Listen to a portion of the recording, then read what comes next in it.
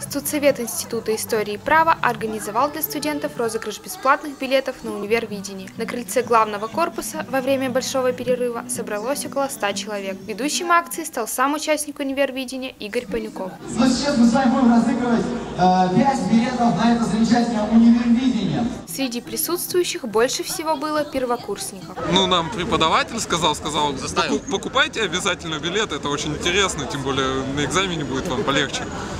Я такой, конечно, купим. Вот, купили, еще выиграем, купим, пойдем, 2 места займем сразу. Ага, то есть это все ради экзамена? Нет, естественно, это для того, чтобы послушать лучших вокалистов вузов России. Организаторы акции позаботились о том, чтобы участникам не было холодно. Все приседали, делали волну и подпевали победительнице студенческого дебюта.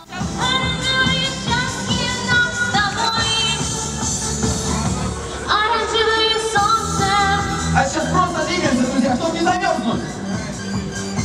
Главная интрига сегодняшнего мероприятия скрыта в красной шляпе. Именно из нее доставали номера победителей розыгрыша. Обладатели номера 10-7. Счастливчики не скрывали своих эмоций. Эмоции зашкаливают. Это самое лучшее, что случилось со мной. Давно такого не было.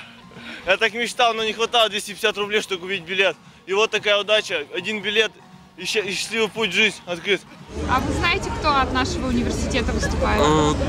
Я вот забыл, к сожалению, фамилию, но он уже выступал и такой вот хороший мальчик.